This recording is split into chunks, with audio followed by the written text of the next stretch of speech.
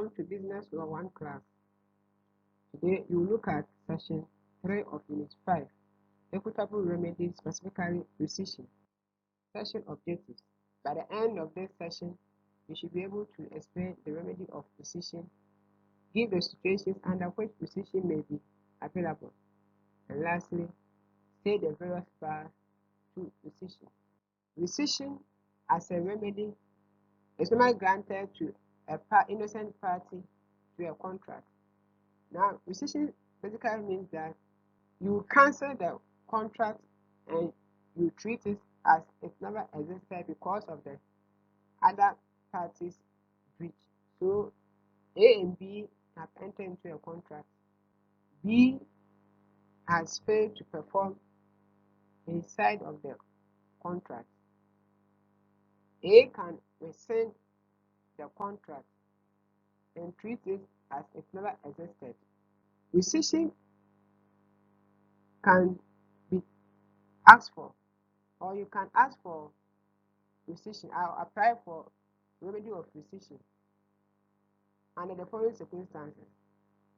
What you mean is that there are certain circumstances under which a party may apply for rescission.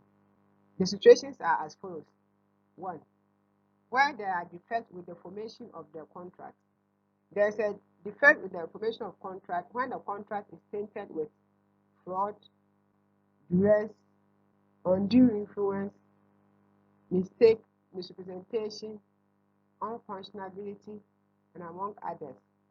So when there's a situation like that, a party can apply for rescission or rescind the contract. Where there has been a breach of condition, a major term in the contract, when it is breached, the innocent party can rescind the contract. Or where the contract or its performance is illegal or against public policy. Illegal or against public policy. The innocent party can rescind the contract. Now we want to look at the bars to rescission. Bars to rescission simply means that the limitations to rescission or the circumstances under which rescission will not be available to the innocent party. The first one you consider is when third party acquires rights. So A and B entered into a contract for the purchase of 10 bags of cement.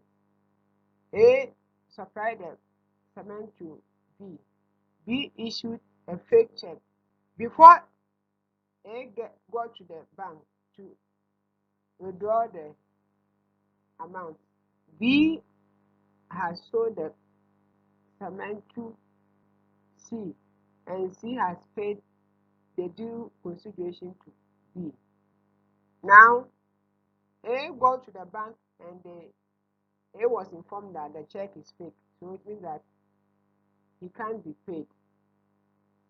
A cannot recover the goods from C, and A cannot rescind the contract because a third party, once A is rescinding a contract, it means that it's going to take the 10 bags of cement, which has already been given to C. Rescission cannot be possible, so A has to apply for or seek for different remedies. So when a third party acquires the rights of the subject matter, the owner cannot get a right of rescission. Look at the case of Car and Universal Credit versus Cardwell. The next situation is affirmation. When there's a breach, by the innocent party still affirm the contract, then he cannot later rescind the contract. Affirm simply means that even though there's a breach, but you have accepted it and you want to continue with the contract.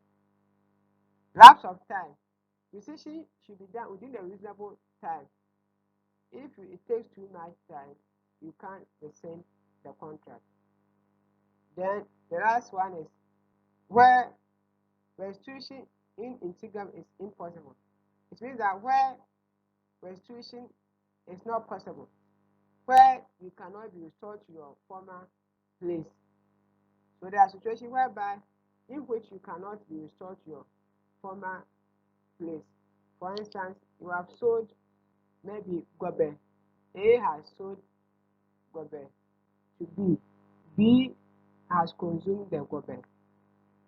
A is trying to recover the amount from B, but B has failed to pay. A cannot rescind the goods and take the gobe because the food has already been consumed, and therefore rescission cannot be possible. So A has to ask for different remedy, for instance, like damages.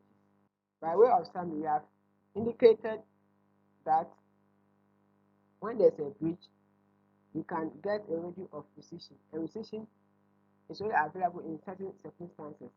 We also discussed the major bars to rescission. That's where the right of rescission will be lost. Thank you and have a nice day.